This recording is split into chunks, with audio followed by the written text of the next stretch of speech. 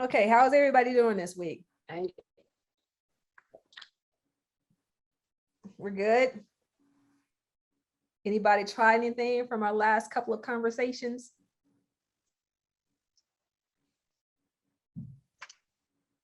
Don't all speak at once.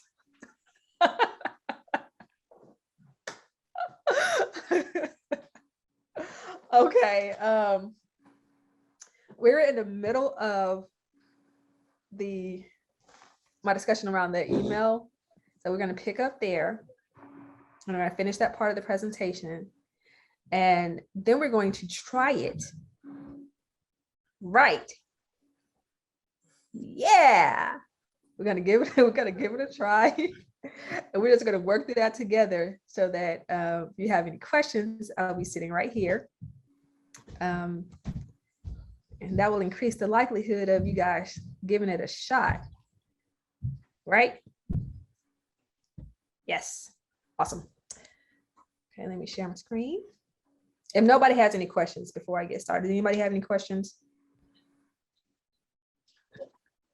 I do. Yes, ma'am. What did we supposed to email you?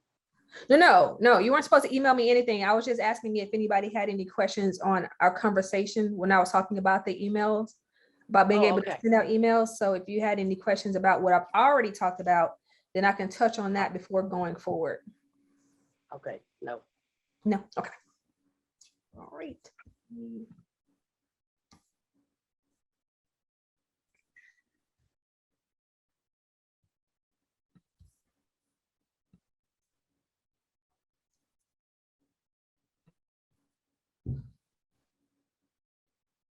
Okay, so to pick up where we left off, I mentioned that you need to have some content when you're creating these emails, right? Because we're not just sending out blank emails. So you have to think about what you actually want to include. And if you are unsure, I'm going to go over a couple of questions that will prompt you. So if you have a for business, I'm going to be general because even though this is for church context, there are some things that happen in business that would still be appropriate for a church to use, even though a church is technically a nonprofit. So if we were designing an email for a for-profit business, some of the things that you would be discussing in your email is, what are you offering? How will it help the reader, which is extremely important because whatever you're distributing should be something that's going to be beneficial to the person who is receiving it. And what do you want them to do after they read the email? So when we were talking last week, I was saying, you could actually include the sermon that you had from the previous week into your email. You could take that video and put it inside of the email so that the person can actually be able to watch it. You can include sermon notes, or if there was an event coming up and you needed people to register to be volunteers, you could put all of that information in your email newsletter. And the thing that they would do next would be the action that you would want them to take after they have actually engaged that content. So if they see that video, you want them to click and watch that video. Sometimes you have to prompt people with a little button that says click play or watch here, something to just tell them what to do because they may not always take that step. And when you have your volunteer opportunity, then you could just have a button that says sign up here. And it could either send them to it could trigger an email response that would email the person who's the point of contact, or you can actually have that button connected to a form where they could actually go ahead and fill out that they're going to register and be one of the volunteers. Including that action gives you a response from them. So it keeps it from being a conversation that's one-sided.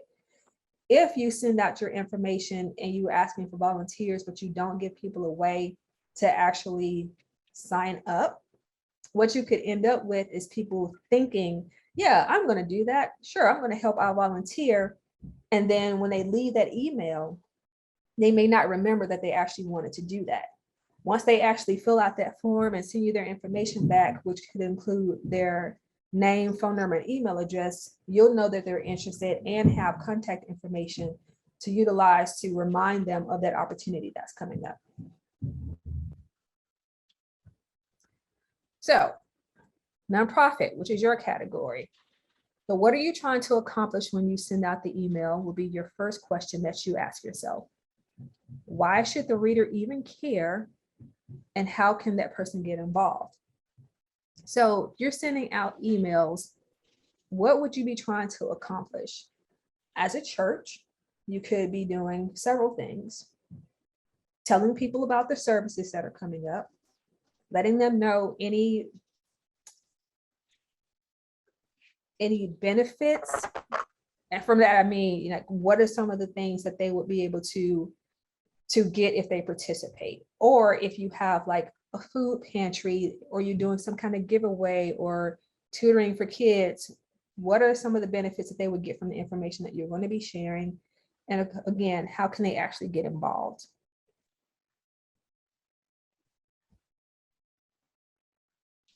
So after you answer those 3 questions, which are going to help you with your content, then you're going to include that call to action, which is going to be the button that they actually have to click, or the form that they need to fill out.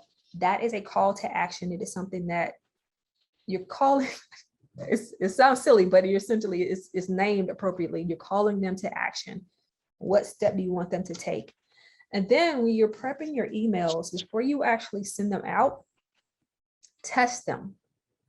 And within the software that I use is the platform is called Constant Contact. But within Constant Contact, you can actually test all of the links to make sure that they work, because you don't want to send out an email and tell somebody to go to a particular website, and then when they click that button or click that link, it doesn't go anywhere. So you definitely want to test it out before you send it. And one of the ways of doing that is you can actually send an email to yourself from the platform. It's called a test.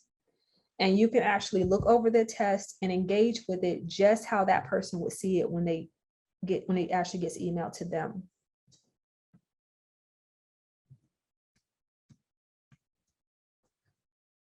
Okay. So we've talked about a couple of things, from the integration of how all of these pieces can come together. So you have your email. For those of you who have websites, which I hope that most of you do. I hope that all of you do, but if you don't, I understand, because there's some ministries that don't.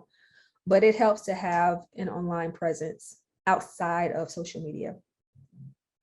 But when you decide that you're going to say I'm going to do email, you can actually incorporate your emails into your website. And you can also get some people to sign up for your email list just by visiting the website. Social ads, you may or may not do, but you can actually manage your social media platforms from within Constant Contact. You can also design your logos in there, though you don't have to. And if you do e-commerce, like you're selling something, let's say you're selling t-shirts for an upcoming youth conference, you can actually do that from within Constant Contact as well. So you could use one platform that will cover 5 different pieces of your marketing.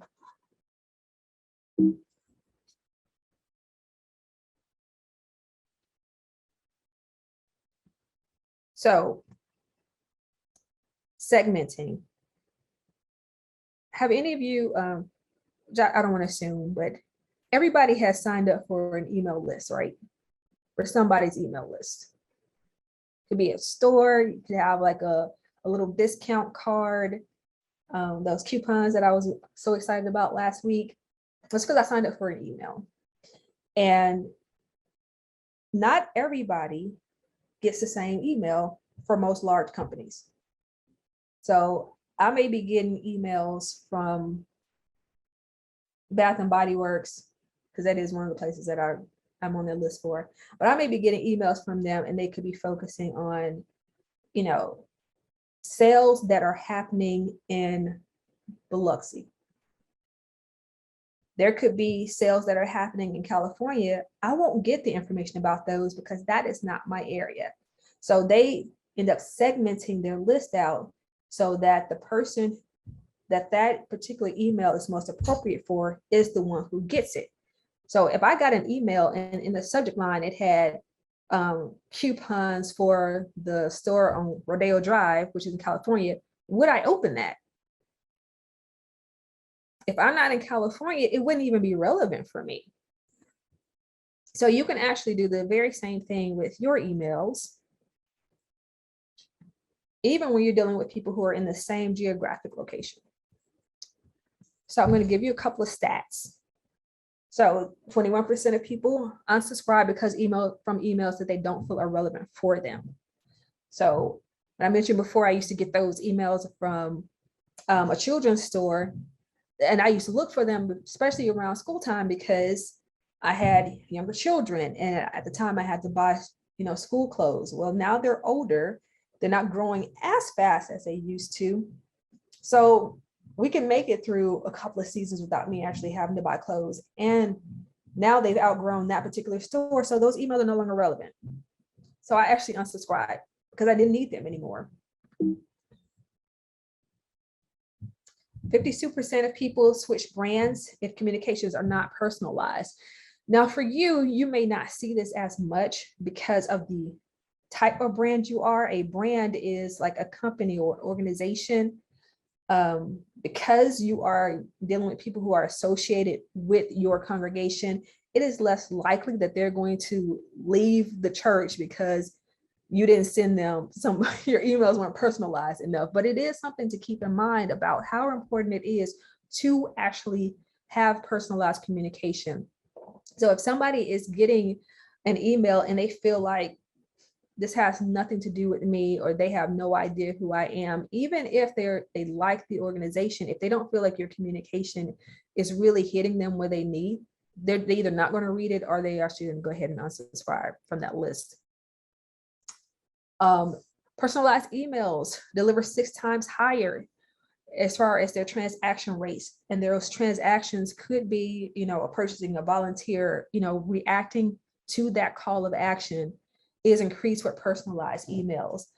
And a part of that personalization is the inclusion of a name, and it is also segmenting. And I'm going to explain what segmenting is in a moment.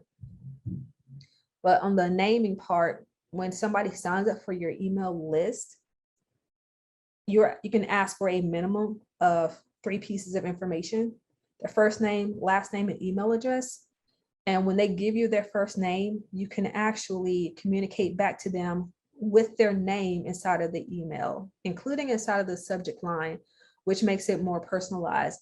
Even though you're sending it to several other people, people respond to that extra touch. And the inclusion of a person's name is as personal as it can get. And then 5 to 25 times you gain new customers. Your customers can be 5 to 25 times more expensive. This is one that's not relevant for you because you're not selling anything, but this could help in regards to people sharing more about the denomination and more about the church based upon the relevant communication that they're getting from your congregation. So when you are setting up your email,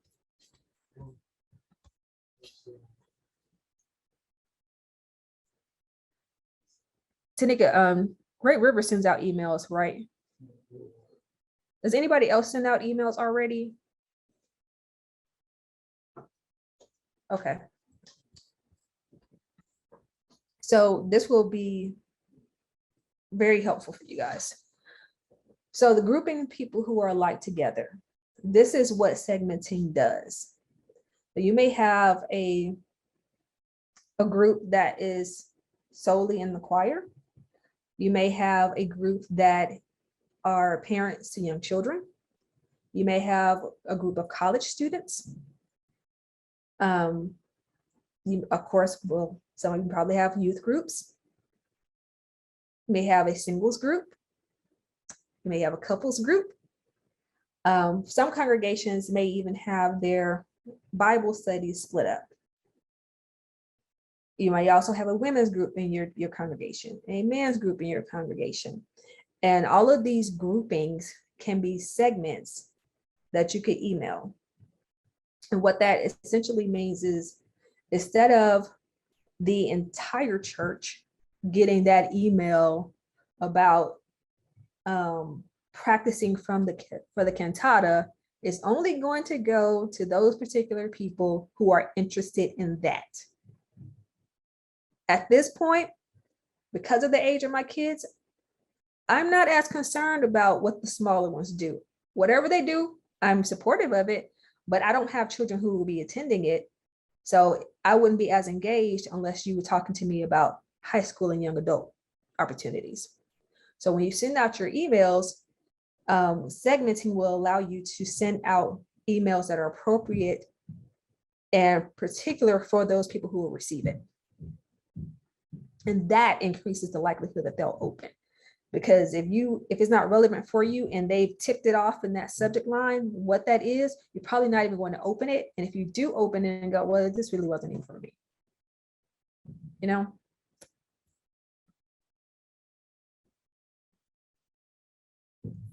So when you are sending out your emails, here are a couple of things that are going to allow you to determine how to group people together.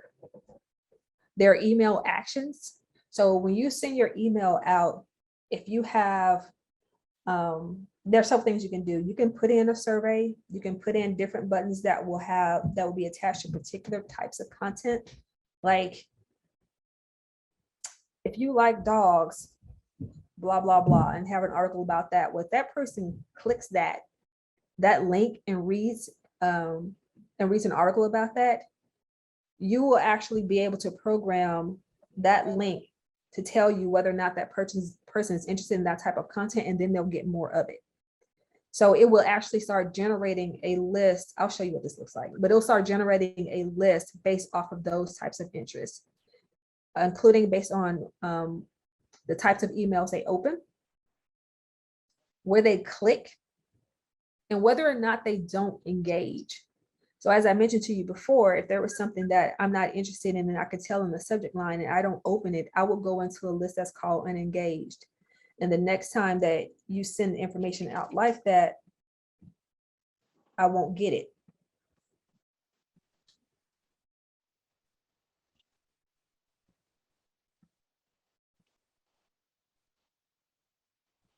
And then there's the opportunity to track their purchases. So if somebody bought something like a ticket to register for the youth camp or a t-shirt, you can actually track that information and you'll know, okay, this person is interested in these types of events, or they went last time, so I'm going to make sure that I include them on this next email about something that's similar to that. It can work with tithing too. I don't know if you want to split them up that way, but it is possible if you have people in the congregation who donate a lot to the food pantry or donate a lot to supplies for tutoring, or however your ministries are split up, you can actually track where people are spending or where they're donating the most. And it'll tell you also what they're interested in and what they're willing to support. So it's actually good data to utilize.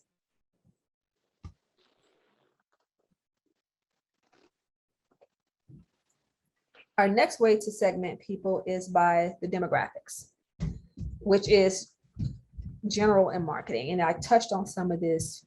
You, of course, could split them up by their age group, by their gender, by their income. Probably not so much, because I don't know how much people are sharing in these congregations about what they actually earn. You could do it by occupation. I've seen some churches that actually had like a nursing ministry. I've seen some that had teaching ministries where they were actually coming in and sharing with the congregation what was happening in the school district, some of the things that the kids need to be aware of on testing, college prep. So you could actually group those people together and in particular segments according to their occupations. Marital status, I touched on that, whether or not they're single or married, or even divorced or widowed. could have a ministry or support group within a congregation. And education,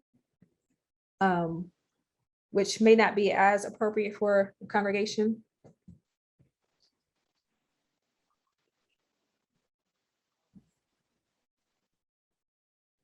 And then there are psychographics. And those are our interests. So when you think about some of the ministries that are developed in the congregation, they are often split up by what people like to do. Do they like to sing? Do they like to go to Bible study? Do they like to? So those are actually touch points or segments that can be split off in your email. And so think about it this way. Not everybody in church goes to everything, right? Not everybody goes, even down when you get down to that 20%, that's usually that most active. That 20% doesn't even go to every single thing. So what are the things that they like? What would that person like to hear about? And you could always ask these questions, particularly if you're in a smaller congregation.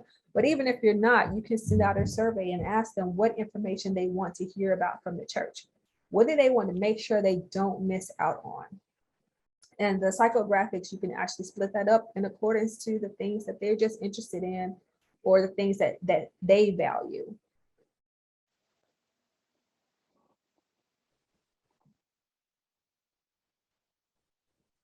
And then our last option is geography. So we are all in the Great River region, but there's some things that only happen in Arkansas. Do I need to hear about that? Probably not if I'm not invited. I mean, nobody would probably say, LaShonda, you can't come. But if, let's say an email goes out on Monday, and this event is happening in Arkansas, and the event is Tuesday or Wednesday, am I driving to Arkansas? I'm probably not making that drive, especially if it's snowing up there and I don't have any snow. So you could actually break it down by zip code, their city, county, country, the community that they're in, and just make sure that that email is applicable for that group of people. And even for the region, at the regional level, if there's something that's happening in Louisiana and it's solely for disciples women in Louisiana, and you don't really want anybody else to come because it might be their event, then when you send out the email, you can actually pull, I'm only going to send to this zip code for this city, for this state, and these will be the only people that get it. Now, in order for this to work, that means that you have to have that information in the database. So you can't just have their name and email addresses and be able to drill down to their city or their state. You actually need to get that information for that to be applicable, but it is something that can be done. And it'll allow you to just target those particular people when you send out the emails without the inclusion of everybody. So everybody doesn't get an email that either they don't open or wonder, well, why did I get this? Or end up completely disengaging because they're getting information that they feel isn't relevant to them. And it doesn't take a lot of steps for you to actually do it, because if you've gotten that information, when the people fill out their name and their email and they put their address or their city in, it's literally just the click of a button to pull those particular people out and only email to them. Does anybody have any questions up to this point? Okay.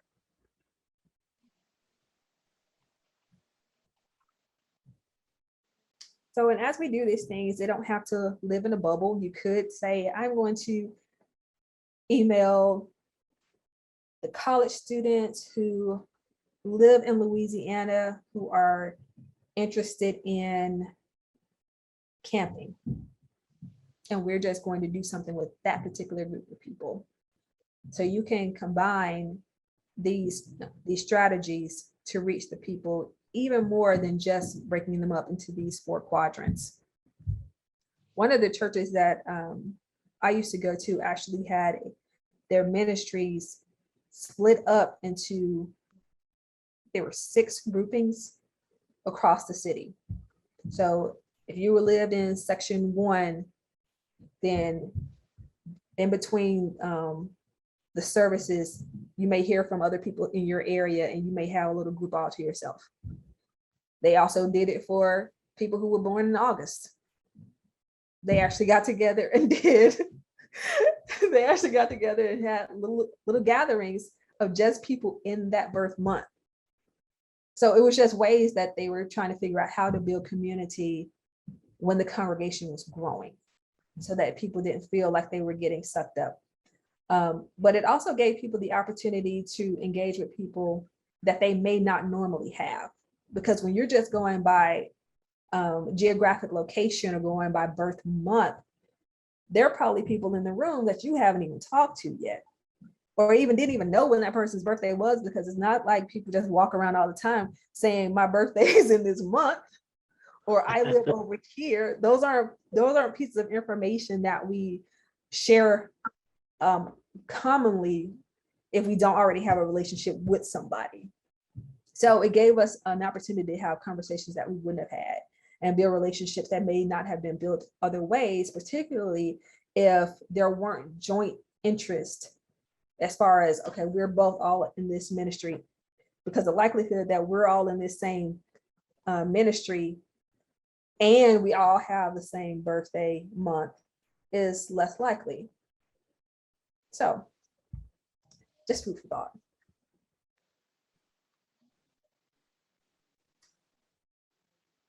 So what are some of the things, let me see if I can get any of you guys to talk back to me. What are some of the things that can be done if we combine behavior and actions and geography? Anybody have an idea?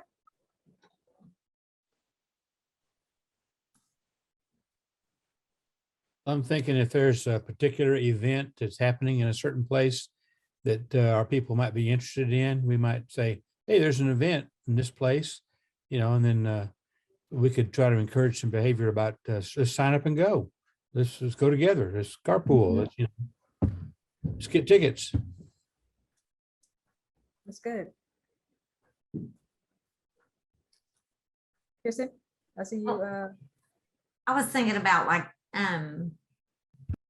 if you have those surveys so that you know people's behaviors, that you have those identified, and then you could definitely target them geographically. And I'm thinking about that as it applies to the region. I mean, like, I'm not sure if attending camp is a behavior or not, but attending camp is an action. And so attending camp, and then do we have camp only in one state, or do we have it in multiple states? And so, like we have the Camp Magnolia in Mississippi, and hey, would some Louisiana kids like to come, or do we need to keep it geographically? So that's a thing we're always thinking about. And that might come down to putting out a survey and saying, even if it may not necessarily be, hey, would you drive to Mississippi, but though it may be, it could be, how far would you drive to go to a camp? Because there may be some people who, even though they're in Louisiana and there's Camp Magnolia, they may be really close depending on where they live in the state, where going to a camp may be a 30-minute drive versus somebody who is 3 hours away who may go, I might not do that. But that's definitely an option, and it's worth asking. And there are some people who may not have even thought that they could bring their kids over. We have a group of ladies that regularly will go to Memphis to like the singing Christmas trees or some of those types of activities. It's just a small group. It's not everybody in the church, and you might be able to kind of get a connection with those places that do those types of things and send an email to those ladies every time something's coming up that they might want to attend. That's good. And that would be based around their interest, which is under our psychographics. And so they end up having more engagement together. And then as they're getting those emails, like, oh, so we're getting more information about the thing that we like in these emails. So they're more likely to continue to open them.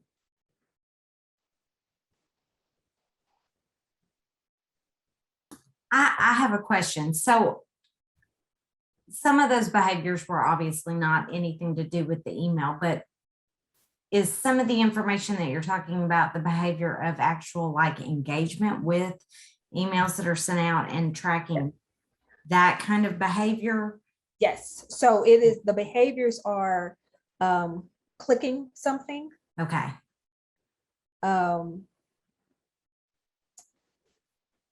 Hitting a call to action, which is a button. So like if you have a registration button and they hit the registration button, fill out the form, that's it, that's an action. Okay. If you have a video in there and they click the video, that's it, that's a behavior.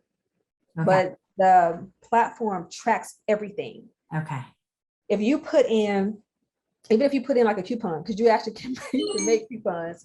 So if you were doing something and you said, hey, if you sign up by this time, the fee will be this. But if you sign up after this date, then the fee, the registration fee is going to go to the full price. You can actually make a coupon or you can develop a code. And so when somebody clicks that code, it records that action.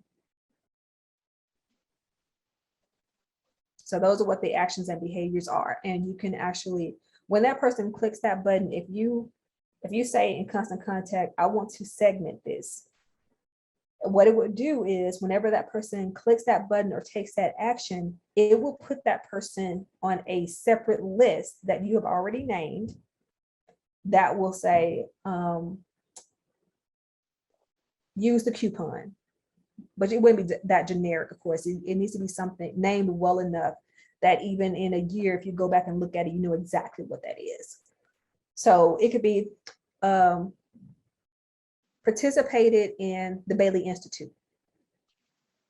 So anybody who clicked the email and went on that registration, they clicked that button, the Bailey Institute, you could actually have a separate list of people who attended the Bailey Institute. And then next year, when you're getting close to the Institute and you want to promote, you would definitely start with those people because they already did the previous year. So you know that, okay, they're interested in participating. They would actually commit to coming to a class. They would invest their time and participate, you know, for several weeks of the class. You could even break it down to which class they took.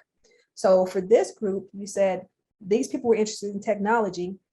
There's another technology opportunity coming up. It may be Bailey Institute. It may be something with the region. I'm going to email these participants and you would be basing it off of that particular list or that segment that was made from the action that they took in the email. Does that make sense?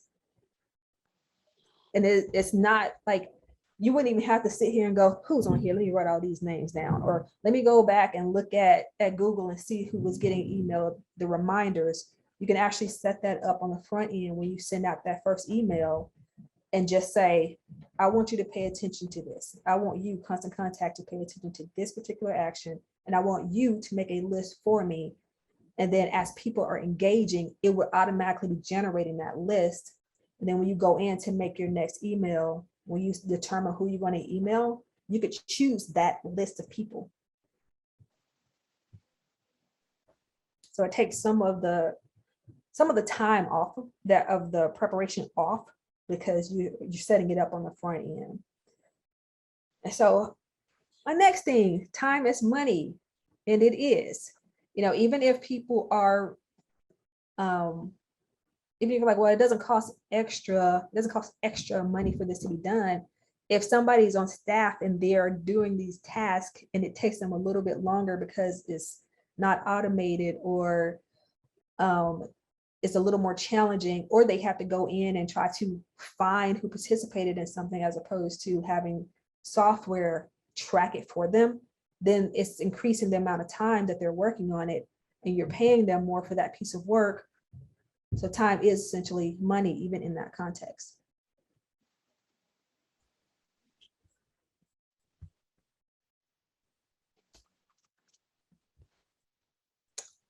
Okay, so how do we get our people to join? This is what you do. When they come to church, you tell them that they can't go sit down until you give them, they give you their email addresses.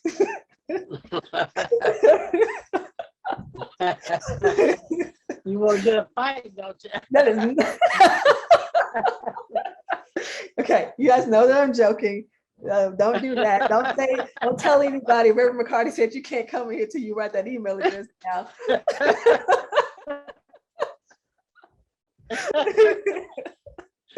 So we're gonna give them the option because they may not even know that they can sign up. This particular example is on a website. So when visitors go to that website, a little window pops up. I'm sure that many of us have experienced it. You go visit a page, a window pops up and it asks you for your email address. And it's because they want to be in contact with you. This is not something that only has to be done with a store. Your congregations can be doing this on your website.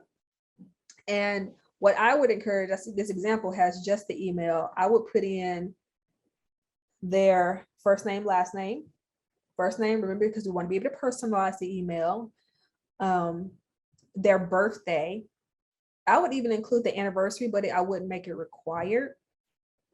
And if you wanted to, you could ask them for the additional information of their address, but you don't want the form to be too long where they won't fill it out. But I would at least get the first name, last name, the birthday, or the anniversary. And the reason why I would get those pieces of information is because then you could send out personalized emails that say, happy birthday, John, blah, blah, blah, blah, blah, or happy anniversary or happy 50th. And it could be information that, you know, even though you have somebody that could be doing in the technology ministry who may be doing the email, you may have a church secretary who sends out cards and you could say, hey, you know, so-and-so has a birthday coming up. Let's send them a card. And you would have gotten that information just from this online form, and it wouldn't take an additional amount of work or an additional ask to get the information. And within, I will say this, within Constant Contact, which is a feature that I really, really like, you can actually set this up automatically, and it would be called an automated email. So you could design the email, you could design the birthday email, you can even make a welcome email that triggers. So what would happen is the person would put their email address in and click the button, and that would tell Constant Contact, add this person's name to the list. And when they get added to the email list, it would send out an email to them that says, welcome, thank you so much for visiting blank Christian church. It was a delight to have you here. Here is a message from so-and-so. It could be your pastor, just wanting to welcome you.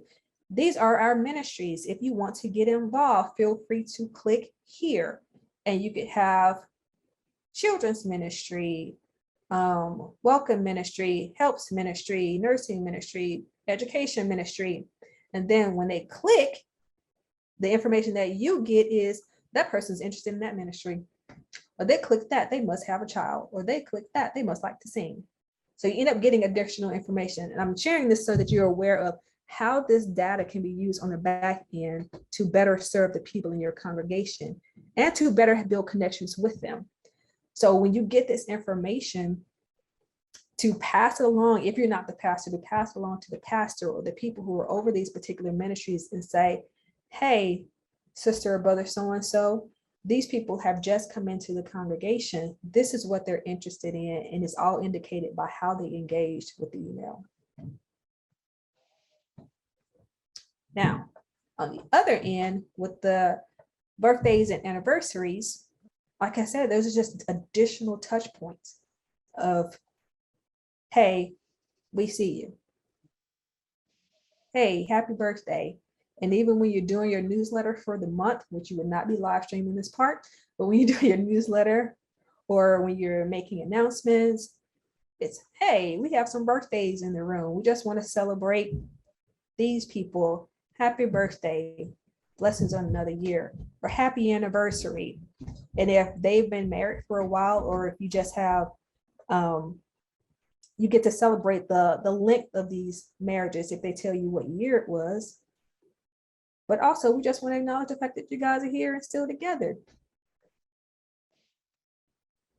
So it's personal touches. And then when we're kind of like this, those gaining those personal touches can be a little more challenging, but there are ways to do it.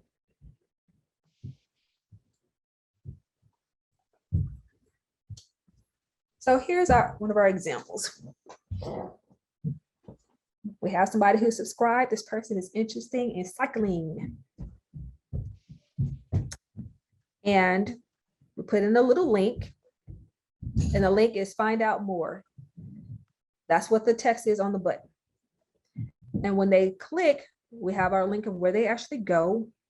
Then you select enable click segmentation. So that means that all the people who click on this link, as I said earlier, are going to be put on a list. And right here, Cycling Club Prospects is the new list that was made. And if you don't already have a list made, you can just click this button here to create a new list, and then you will name that list in accordance with whatever you want it to be, preferably related to that particular link, so that for you remember what that list is about. And then you just click the insert button. And when people engage that particular link, you will see who has actually been engaging that.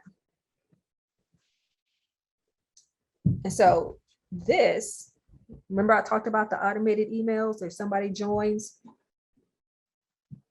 In this example, when that person clicked that, it was like, oh, okay, you're interested in cycling? Let me tell you about this cycling club. Boom. And then there's their name.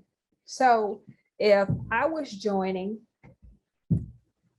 I could say, yeah, I'm really interested in singing. And then boom, I get the web page about the choir. And then boom, Constant Contact puts my name on that list right there. And the only thing that the person who made the email had to do was select segmentation. And of course, create the list. So those are two things. So you have to do two things for this to automatically generate based on the action of the person who received the email. And some of this stuff makes things easier because it is hard sometimes to get surveys back.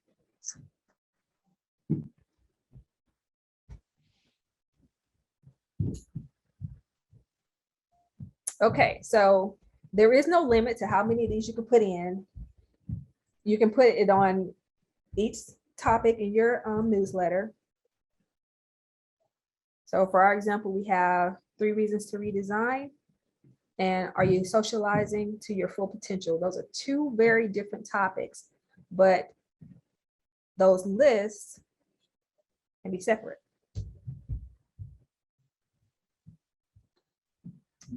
You can also segment according to the buttons. So each one of these buttons goes to a different list.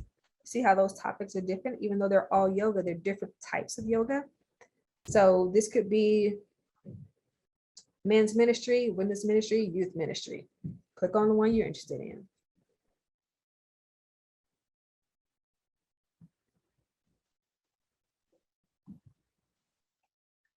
So when you have that initial sign up form that I showed you earlier, you could do your segmentation there. You could, of course, ask people for their additional information if you need to. They're already in the system, and you could do that by just going up to them and asking them, or you could send them a survey or a form where you could actually get some of these additional pieces of information, like their birthday if you don't already have it, where they live, what they're interested in. if you can answer these things just on your own knowledge of them. And then, of course, you can segment according to the actions.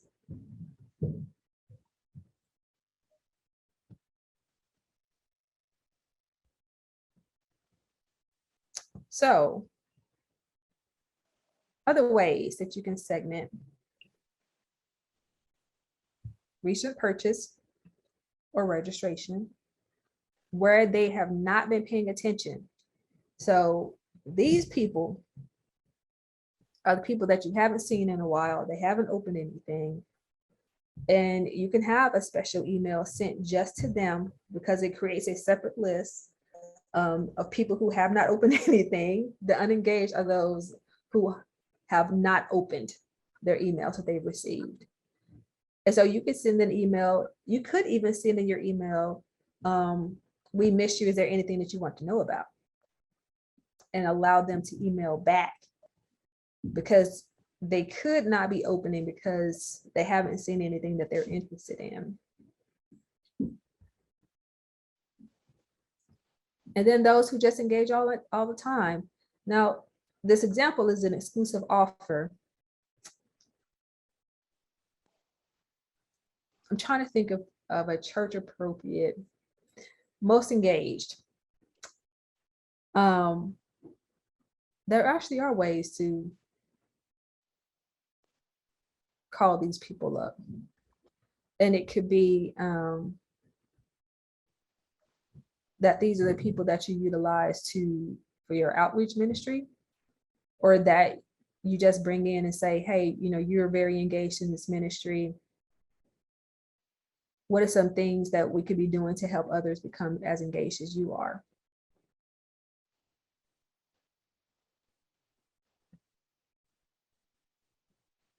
Oops, I'm sorry.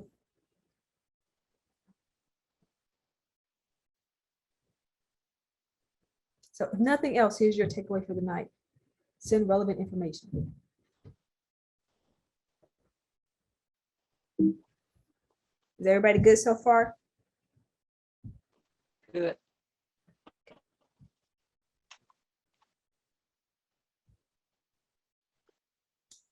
Okay. So when we're sending out our emails, our first thing is, what type of email are we sending? Are we sending them a form? Are we sending them a newsletter? Because there are all types of emails you could send. My encouragement to you is to include as much pertinent information about the congregation as you can, particularly some of the things as far as upcoming events, to include that information as well. And you can include self-segment options, is what I was showing you before, whether it's, allowing them to click on a button or clicking on a particular article, because they're doing that action themselves based off of what they're interested in. And then our last bit is, of course, being able to segment people according to the way that they've engaged before, and any new segments that you opt to create based upon that action. So as Pat was saying, those who are interested in going to see the singing trees, they would end up self-segmenting because of their interest and their behavior. And their behavior would be that they're clicking on these articles that are in these events that are telling them other places where they can go see the singing trees. And this little piece of information is very short, a lot shorter than the other slides, but it is extremely important. Implied versus explicit permission. So when a person is a part of an organization and they have signed up, like you signed up to participate in this training, so it was implied that you were giving permission for emails to be sent to you. Everybody has received emails, right? Because they signed up. You've gotten emails, reminders, you've received videos of the previous training opportunity, or the previous training class. That's implied. There is also explicit. And explicit is when you have said to this person, I'm going to be emailing you. If you give me your email address, can I email you? And then they say, yes, you can email me. And it may not be that actual conversation, but you will send a form, or you will say, as you saw that sign up form, sign up here, and they have to put their email address in. Well, they're telling you, you can email me because that's why I'm signing up. The reason why this is really important is because of privacy laws. And GDPR, which is primarily a European law, where they started putting a lot more parameters on the selling of data, where companies were just giving out or selling people's email addresses and their contact information so that other companies could market to them, where those laws that were actually stronger in Europe trickled over here because a lot of information goes back and forth. And there is a requirement that you have to get people's permission. If you are emailing people without their permission, they can report it as spam. If you get a lot of spam complaints where people are clicking on your email and saying, I didn't ask for this, because they can do it straight from their email box, then your domain can actually be blocked from sending emails. Domain is the part of the email address after the at. So at grrdisciples.org is a domain. At LaShondaMcCarty.com is a domain. So if anybody sends out a bunch of emails and they start getting complaints, then that particular domain will be shut down or blacklisted, and they won't be able to send out emails. So get explicit permission from people, because there may be people who are, even though they're associated with the ministry or they've come several times, they may not want to get the email. So if somebody has come within the last 2 years and they have been getting emails, like, let's say you weren't using a service, you were going through like Gmail or Yahoo, and you were just putting people's names inside of the field and sending out these mass emails. If you've been doing that in the last couple of years, when you come into a service and say, okay, I'm going to bring my list over, you can send them out an email. This will be my recommendation. If you send them out an email, that in that very first email, you say, can I continue to send you emails? And you ask for their explicit permission. You are receiving this because you were on our email list before. Would you like to continue to receive emails? And you give them the option. And you also give them the option to unsubscribe. And if they unsubscribe, that's okay. You're going to respect that. When they click that unsubscribe button, they will automatically be taken off of any list that you have them on, and you will not be able to email them again.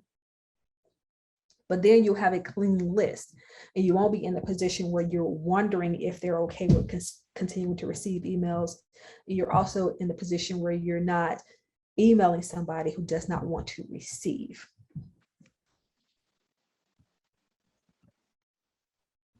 Any questions? Can MailChimp do some of the things that you mentioned Constant Contact doing, or do you have any experience with MailChimp? I have some, not as much. I've trained on Constant Contact, which is why I know so much more about it. I know that MailChimp lets you segment. I don't know if they let you segment on click.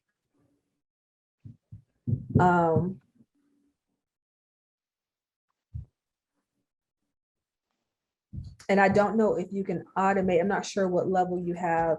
I don't know if you can automate within the free version. I don't know if you're using the free version or not, but I don't know if you can automate in the free version or not. I'll check that out.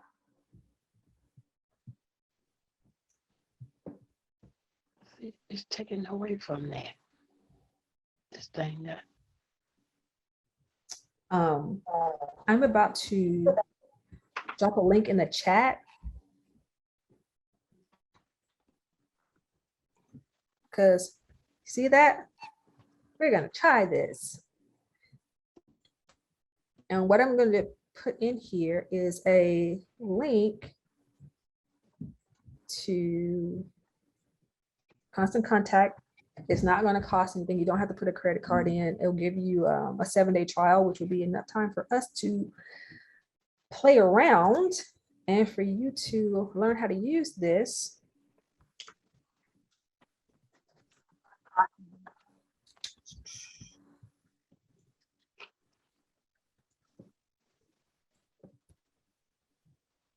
I'm gonna find my link again.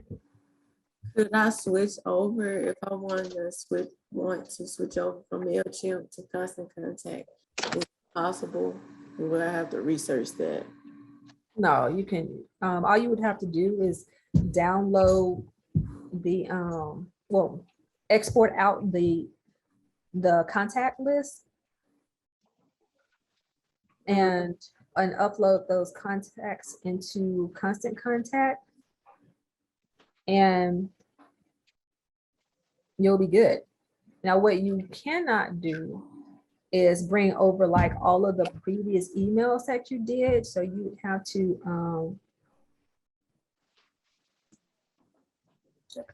redo your template.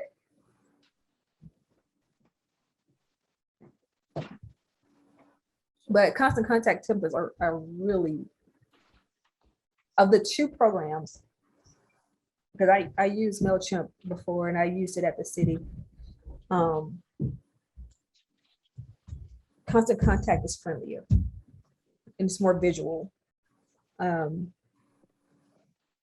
it won't be, if you're using MailChimp, it won't be super challenging for you to pick up using Constant Contact.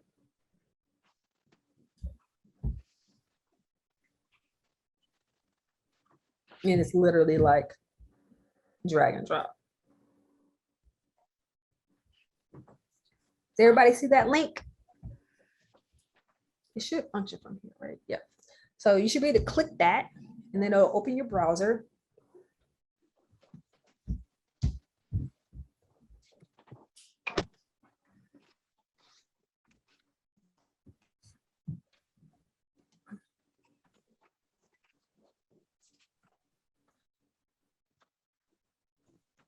Regina, what do you use to send out your emails? We've been using Gmail. The church secretary just has, everybody in Gmail and copy paste, And we have had an issue where somebody wanted off the email list, and I don't know how, it's not like he doesn't pop off every single time, because sometimes I see his name on the, like when she sends out the bulletin. Yeah. So if I were to set this up for the church for the free trial, just say, okay, I want to set up the free trial for the church. Would I use the church's email? Only if you can access it. Can you access? Okay. Yeah, I've got it on my phone. you can use the church's email. Okay.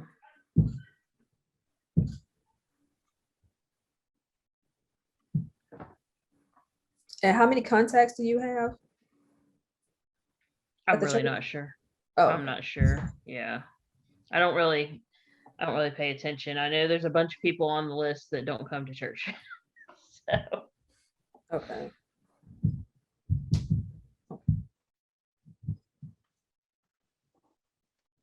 So I would say in your case, or anybody's case who has the email addresses of people who haven't been using a service, that when you do send out your first email, to, like I said, to give them an option to unsubscribe, because there may be people who wanted to unsubscribe, and then there was an option, there was no place for them to say, don't include me anymore. So that you don't end up in a situation where they're like, stop spamming me. Another benefit, which I mentioned before, I'm going to mention it again just because it's necessary to hear, of not sending your emails through like Gmail or Yahoo or any of these services, is one, they weren't built to do it. So there are some limits in regards to what you can do. Like you can send links, but you can't like drop a video in. You can't, you know what I'm saying? They weren't created for that. But you also don't know how many people are opening or who's opening what. So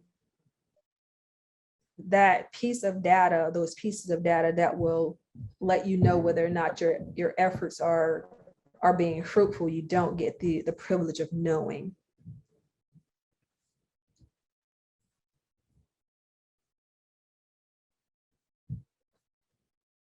So I am 2 minutes into your break. I'm going to stay true to form for those of you who are expecting a break. I usually take a break at 8.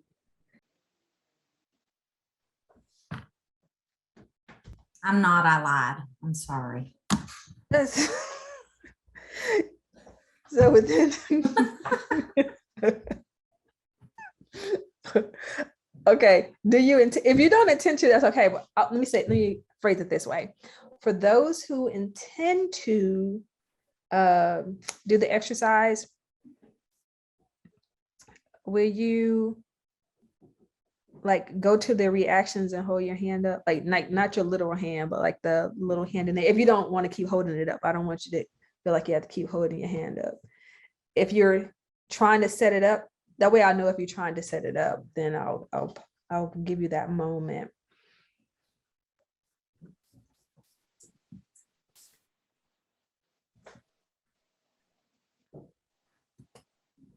You're on mute, Miss Pat. Lashana. How do I do the little hand? Oh, hold on. Under your reactions. Reactions, okay. And somebody else called my name. Who called my name? Fluker. What's your question? Can I you can hear hear me? you. Okay.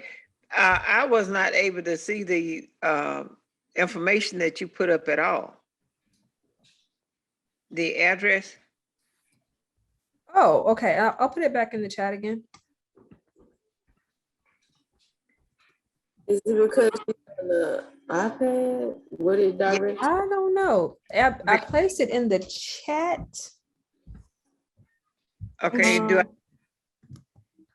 Because I was trying to use my iPad tonight so I could communicate, because when I'm on the computer, you never can hear me. Oh, okay. So can you see any menu options that have like participants and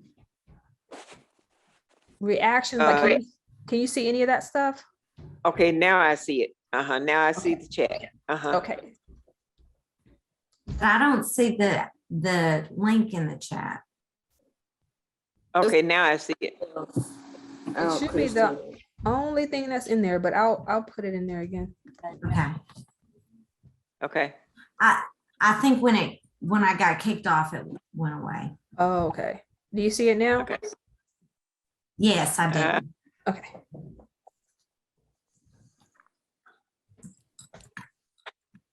Okay.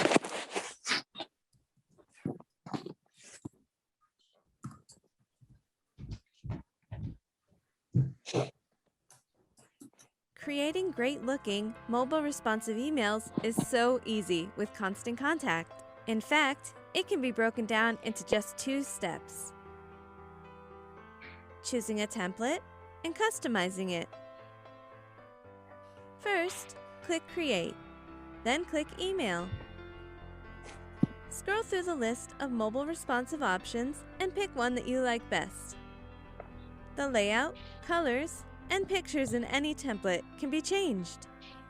Once you're in the editor, creating your email is easy. Click the header to edit your subject line and from email address.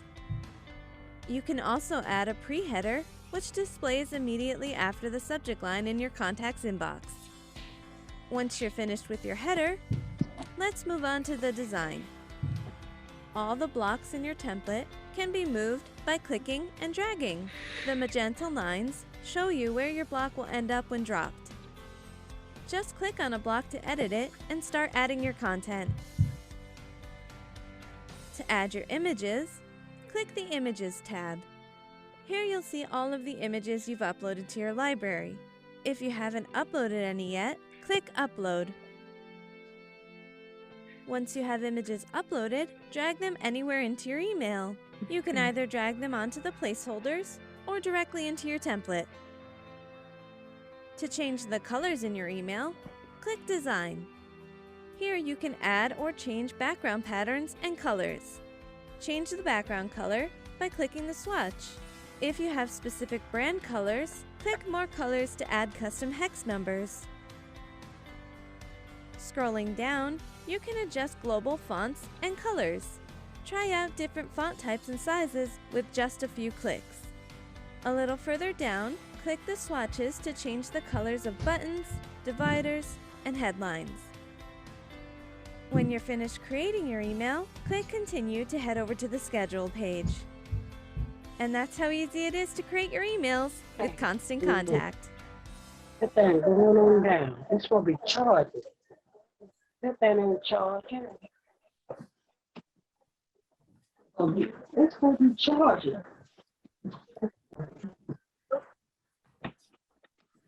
And keep going.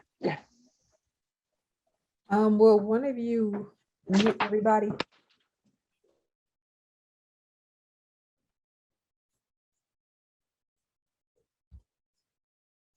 Thank you. Okay. So watch our little video. We're gonna try it. Everybody ready to try it? Yes, I love the excited faces. It's not that bad.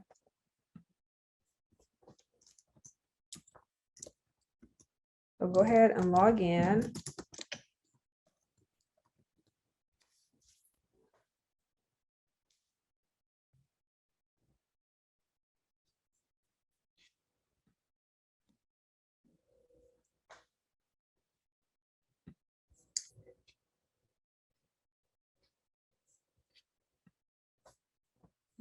I am logged in, so I'll share my screen.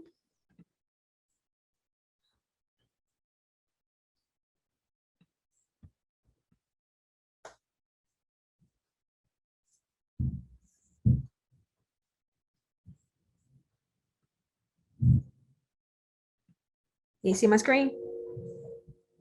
Inside of Constant Contact? Yes, okay.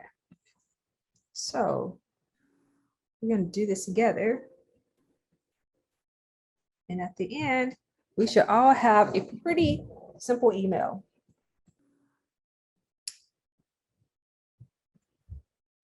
Okay, so when we're ready to create, there is a button that says create. I'm just gonna click that. But there's a large black box in the middle of your screen. Does anybody? Oh, that's you guys. That's you guys. Let me move you guys over.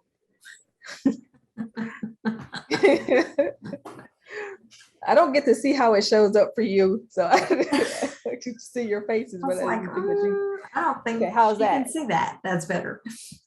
Okay, so when I click that create button, let me start over completely. This button is what I'm talking about. When I click the create button, this pop-up comes up and it gives me all of the available options with the Constant Contact. So I mentioned to you all earlier about the email automation, you know, the happy anniversary, happy birthday. Those are the welcome email that you can just have set up and you won't have to, oh man, somebody new joined the email list. Let me go and send them this welcome email. You can actually set that up automatically. That is what I was talking about. That option right there, the email automation. You also can do a social post, which you can connect directly from the email platform to your social media platforms, and you can post from within here. And it doesn't necessarily have to be your emails, it could be other things as well. So ads, if you wanted to do advertisements, if you set up an event and you want to do registration, you could actually do your registration straight through Constant Contact. Surveys I mentioned earlier. A landing page is, think of it like a one-page website. It's not, you won't have tons of pages. You'll have one page, maybe two. So people will go to that page and you would have like the main things about like your product or the church or the event all in that landing page, and they will find out everything that they need to know from that one spot and can engage from there. Constant Contact also has the option to do websites and stores if you need that. So we're going to start off with an email. Go and click email all together.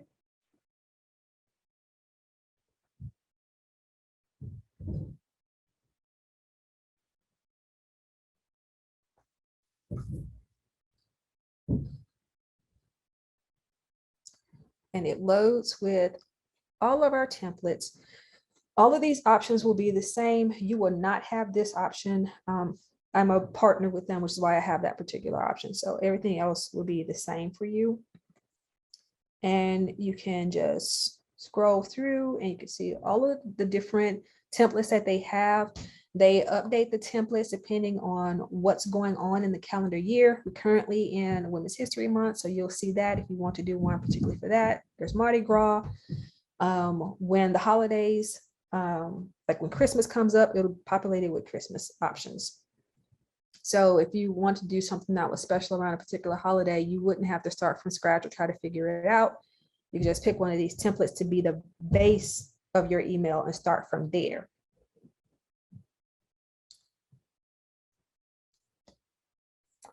And if you didn't want to scroll through because there are tons of them, you can just click in here and say, see what they have for church.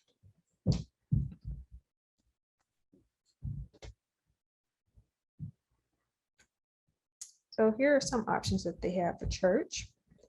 And we could start from one of their options, or you could make one of your own from scratch. For our example, I'll just start with one of theirs. I'll start off with community news. And if I didn't want to choose it, if I just wanted to take a peek at it, did you see the little eye down there at the bottom? I could have clicked the little eye just to preview it. And if I didn't like it, I could have moved on. So the first thing that we're going to do so that we don't get confused later is we're going to name our email. In the top left field, right here where my little hand cursor is, it reads as untitled and the date. That is not descriptive enough.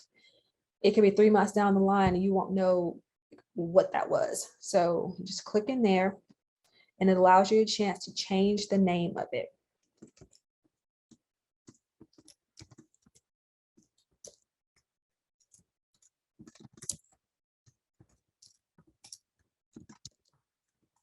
That isn't descriptive enough for me to know why I made this. So when I see it later, I'll go, oh yeah, I was playing around, showing people how to use it.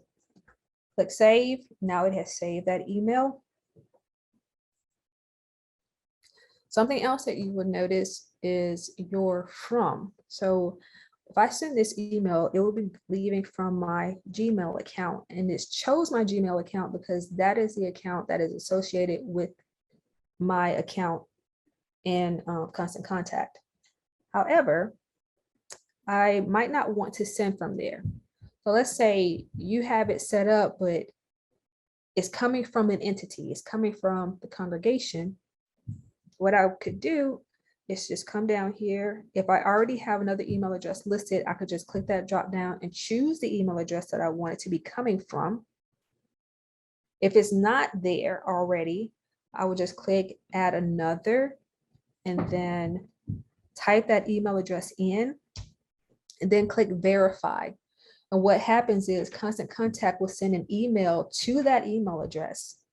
So that when you open up in that particular email address, let's say you set it up, but you're going to be using the church's email address. So you go to that email address, check and click that email to verify that that is an actual functioning email address. And then you could come in and add it to this list and just choose that that email will be coming from the church. And then if somebody replied, you could choose over here and the next section that they were replying back to that particular email address. Does that make sense? Okay. And when you're done making your changes, you would click save. But while we're in here, some other things that you could do is change your subject line. This is not descriptive, just new events and activities. Let's call this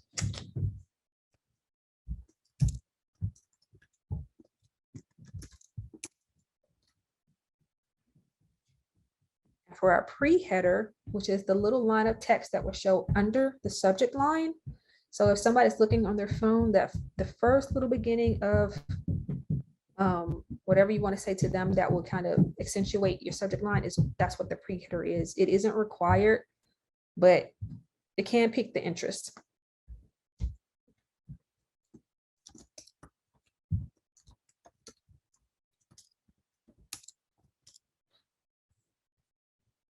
And once you're done making your edits, you press save. If you don't press save, it does not change anything.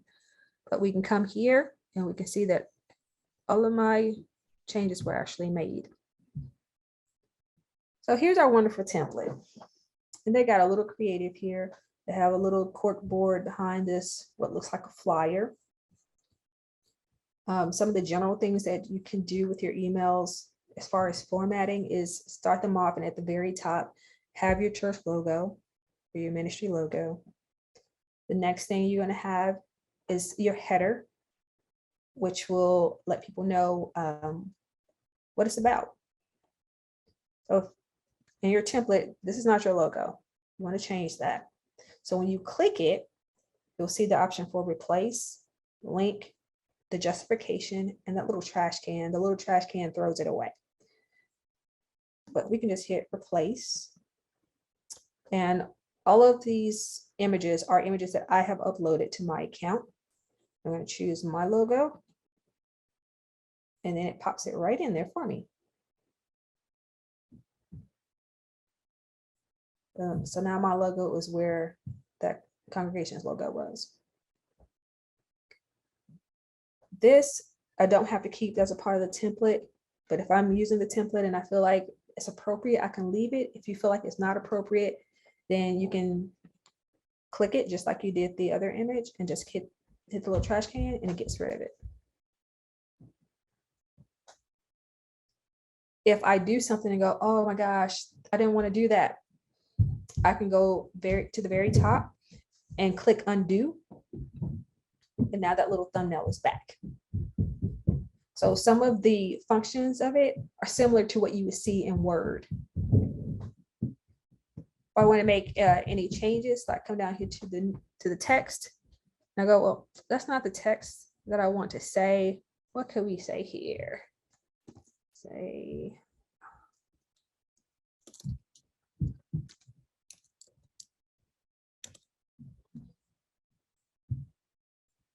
and if I'm done, I can just click done. If I want to change the font, I will just click this drop down and pick the fonts that are available. The fonts that are here are not as many as what you would see if you're using your own computer. Like if you're using Word or something, they're usually more fonts. If you're designing a website, there are even more fonts than what you would see in the word processing software. But these are generally the fonts that a person would have on their computer. So they didn't go fancy in the program so that if you email somebody, they would still be able to see your email in the way that you designed it, because they went with base fonts that would typically be available on any computer, regardless of the type or brand of the device. So if I want to change that, I would select my text, come back up here, Tahoma, now it's times, and you can see the difference immediately. If I want to change the color, I would click the little A with the color bar underneath. And these recent colors, probably don't have this because you don't have any recent colors yet, unless you've been playing around over there, are the colors for my brand. And I would choose the colors that are appropriate for my brand. So my brand or my logo. And now I've changed that. So now it matches my purple and my logo. So there's just little nuances for when you're actually doing your email to connect the brand, the look of your email to the brand of your organization.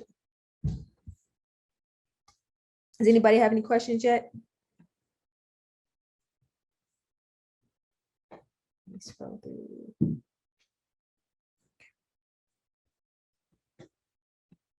Are you all creating your own emails?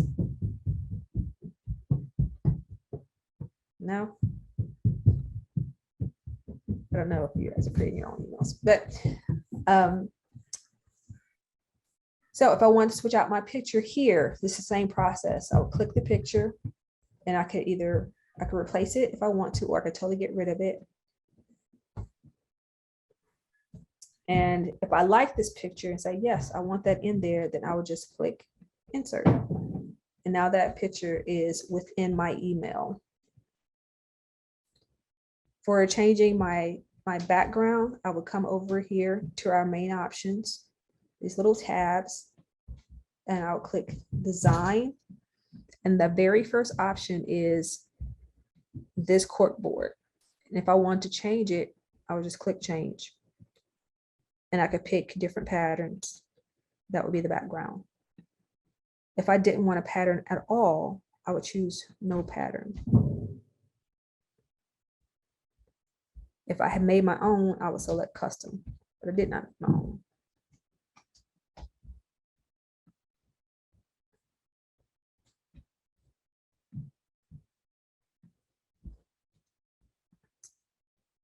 And if I like the pattern, but I don't like the color, I would just click this color swatch.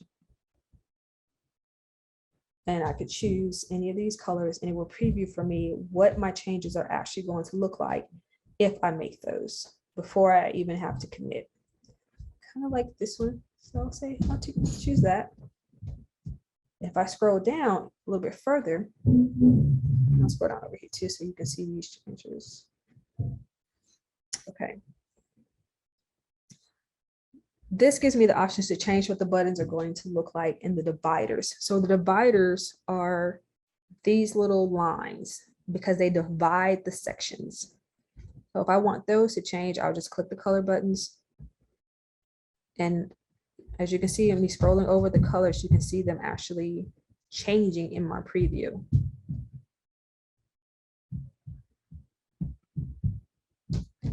And I can also change the color of the headlines, which are the headings for the articles. Let me scroll up so you can see that as well.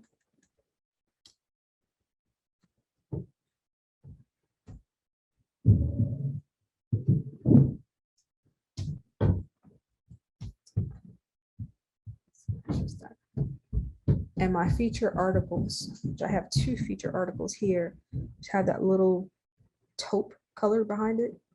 And I can click that and it changes my colors. So that's how easy it is to actually customize a pre-made template. The key would be making sure that it fits. Like I chose my colors based on my logo. So you end up choosing your colors based on the colors of your organization.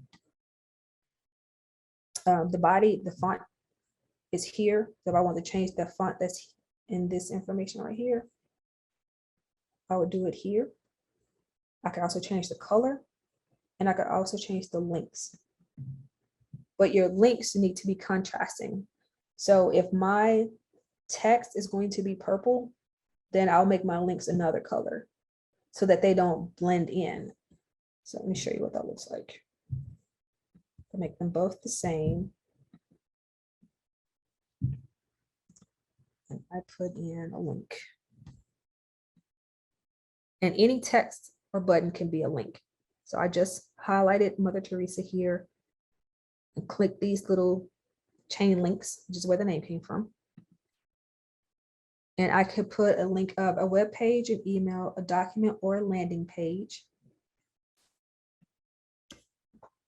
Let's see.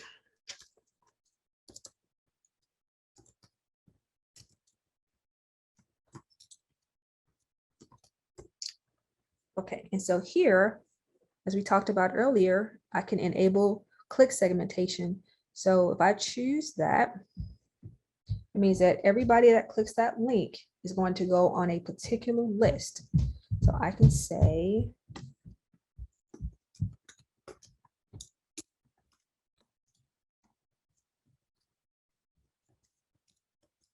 it's all right.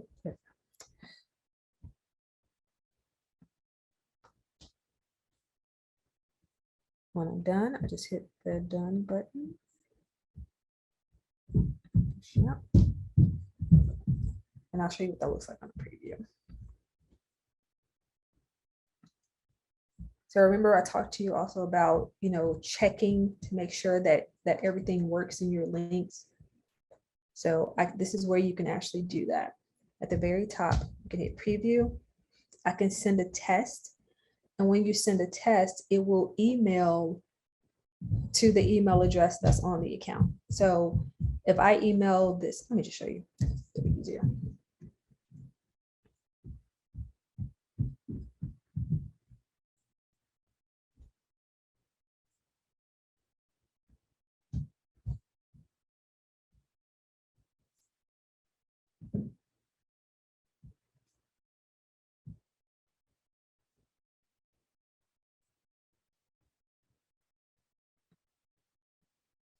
It usually doesn't take this long to load. I'm sure it's because I'm on Zoom.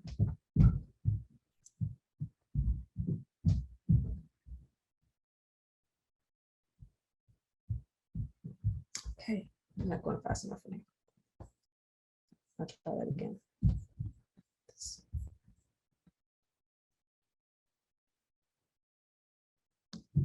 See if it always go through checking for errors. Okay, so when I click check for errors, I get all of the issues that are happening. And that's because it's just a template. So with it being a template, there were no links actually attached. So you actually have to go in and put the links in there. So remember that if you decide that you want to use a template, you should really, by the time you're done with the template, everything that made it a template you should have touched it. Like there should be nothing in there that's generic and unrelated to your organization. If you don't need it, just delete it out of there.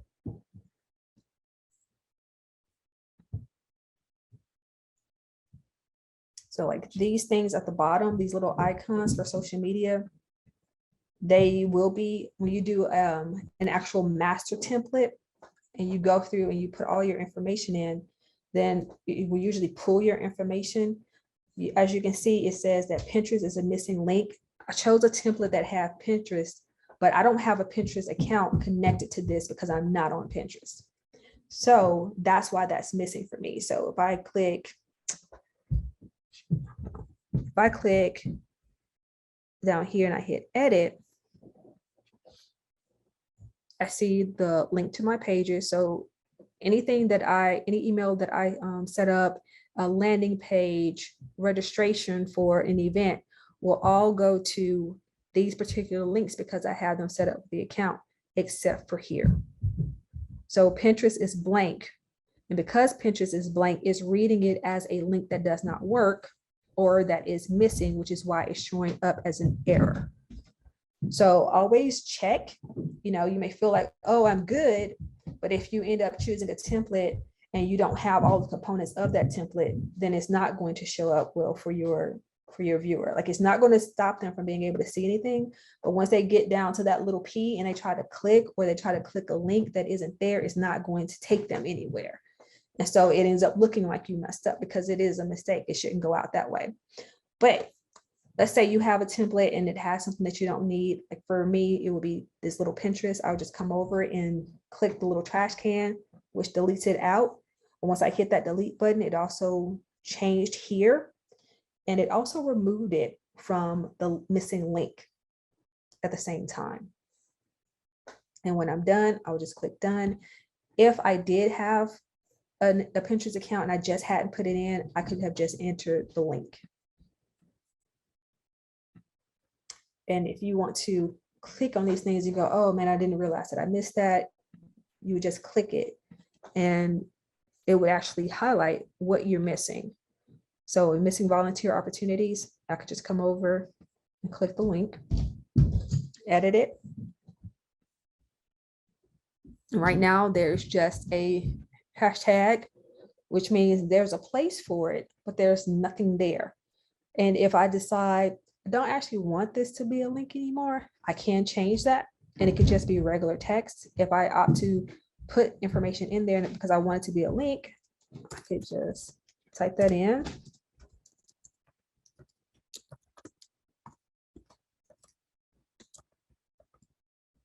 And if I wanted to, I could do the email segmentation. I don't necessarily have to. And where are you guys? Where are you? There you go. And click insert. And it's there. And we can see that it changed over here. So we're rocking and rolling. If I don't need these other ones, I can just select them. And if I say I want the text to stay, but I don't want it to be a link anymore, I could just click here and remove the link. And now it's no longer a link, but I still have the text.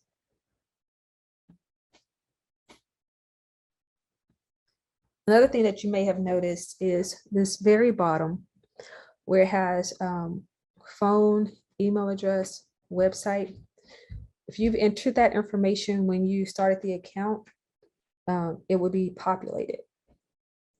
If you didn't, then you're going to have to put some information in there because it's serving as a placeholder for you.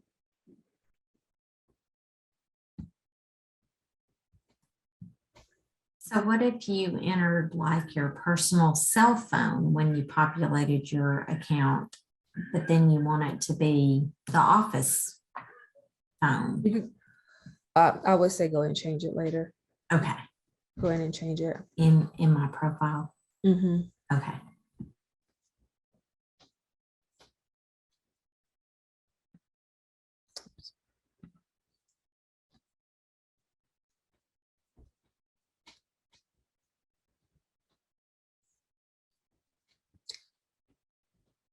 So let's see if it'll let me go on. It may not let me go further, but we're gonna try.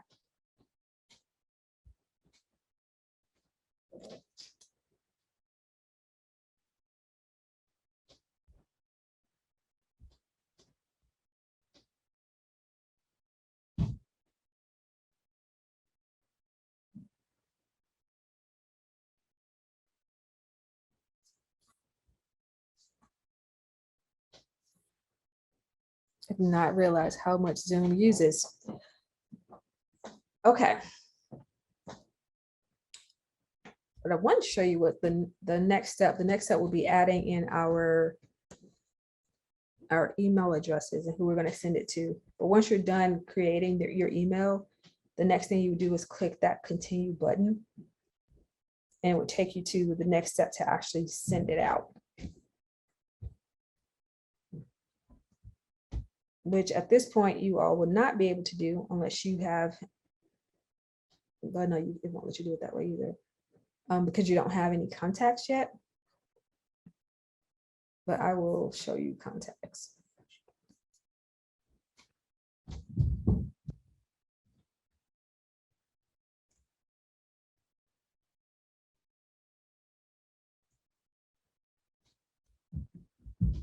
Okay.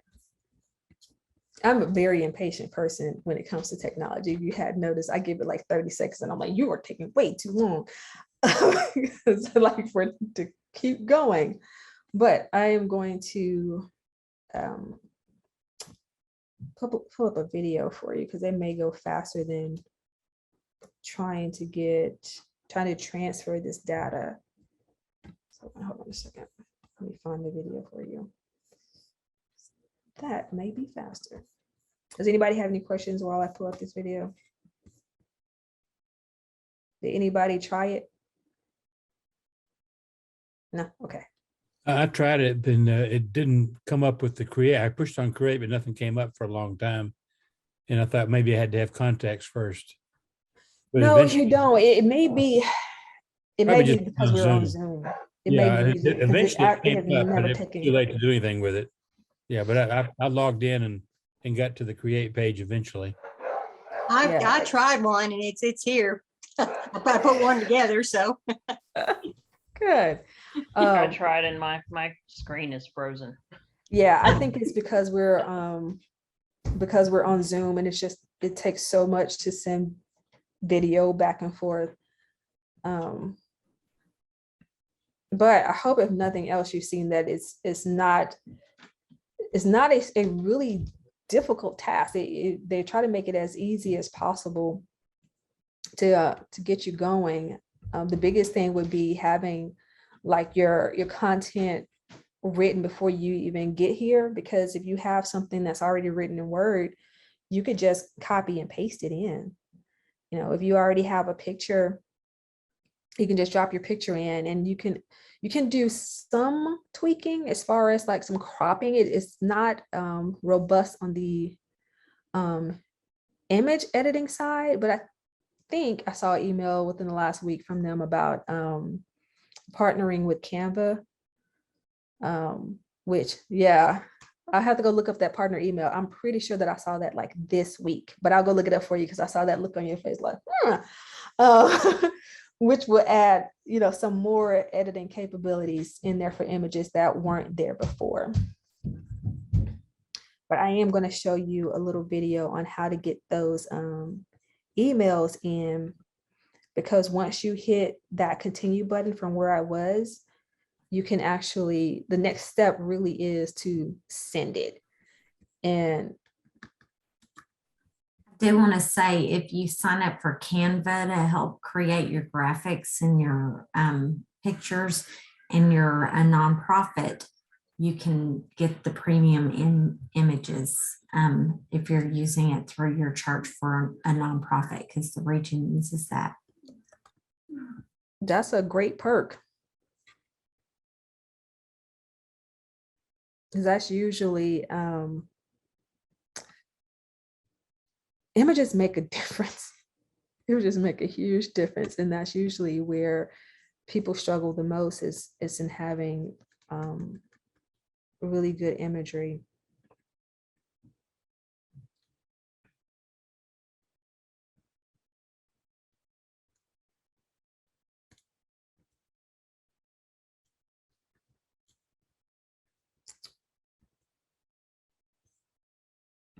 Magic context.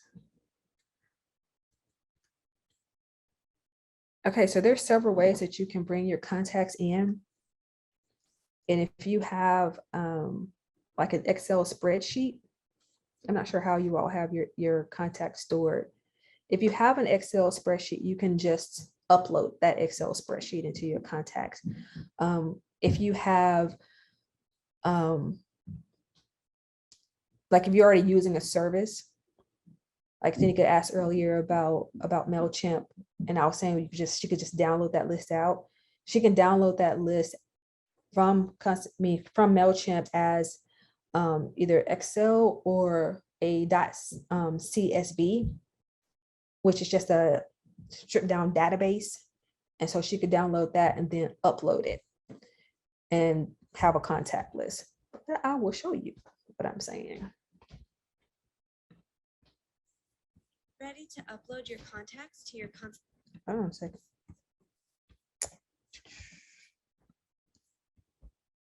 I was talking to the computer. Spend a lot of time together.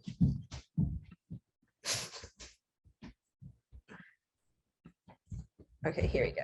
Ready to upload your contacts to your Constant Contact account? If you have your contacts in a spreadsheet, you can import them all at once, and in this short video, we'll show you how. Don't have your contacts in a file? Check out our tutorial on the different ways you can add your contacts to your account. Before you add your contacts, make sure that you have permission to email them.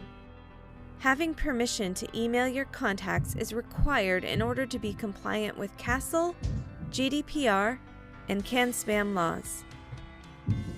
To upload your spreadsheet, click the Contacts tab, and then click the list you want to add your contacts to. Click Add Contacts, and then choose Upload from File. Then, browse for the file in your computer. Here, you need to make sure the fields in your file match the fields in Constant Contact. Use the drop-downs to select the appropriate fields. Once you're finished, click Continue.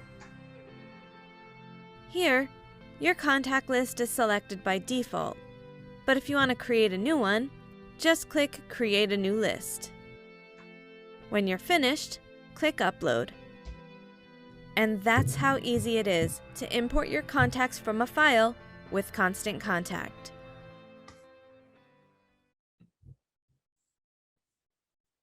That's it. I know that's so exciting.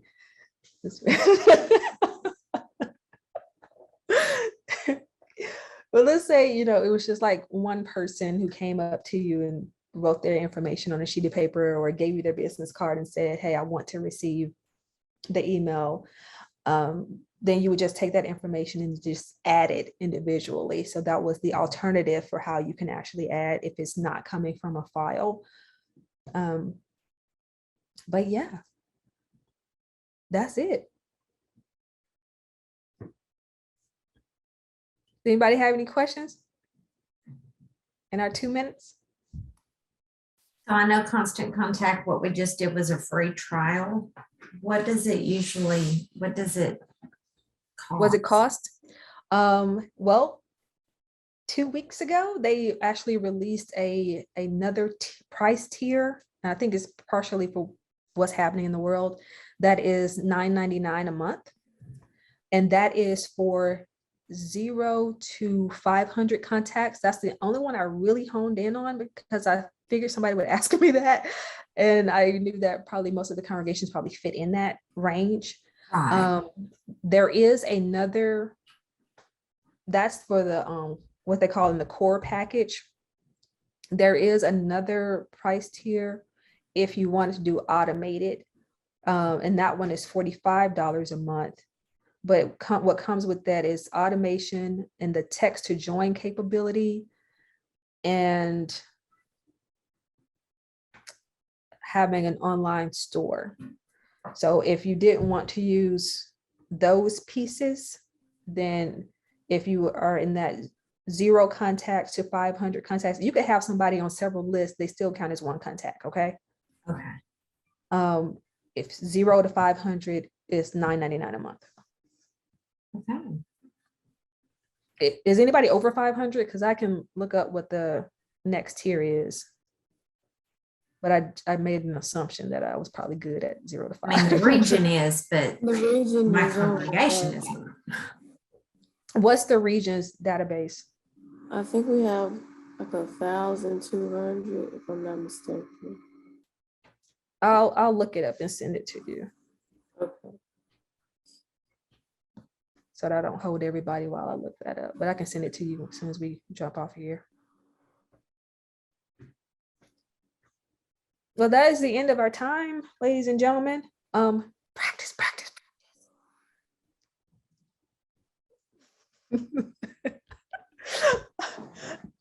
That's when you're learning, it's like when you do it is when it actually starts to really, really sink in. And, it's okay if it doesn't turn out perfect, right? Because first time you do something or first 30 times you do something, why not be perfect? Or you send that email and go, oh, I should have included whatever, or next time I'll do this. So just give it a shot.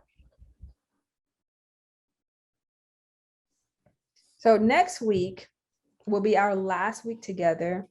And what I was thinking about covering were some other tech tools, but I wanted to include, and you tell me whether or not this is relevant for you. If it isn't, then I won't. Online giving. Is that something that you want me to touch on or no?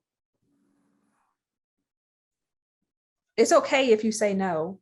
I just was, when I was thinking about it, I was like, they may want to know about that because I think it would be beneficial to know, especially since, like we're trying to up our Facebook Live game and everything. And it's just like, we do have people watching, but there's no way for them to give. Like I've tried right. like putting in that PayPal button and it is just ridiculous, so giving them an option for tithing on live or something would be good. Okay. All right. Well, I will touch that. And we're in a different time. And, I had a conversation with someone the other day and who's clergy. I don't want to go back in.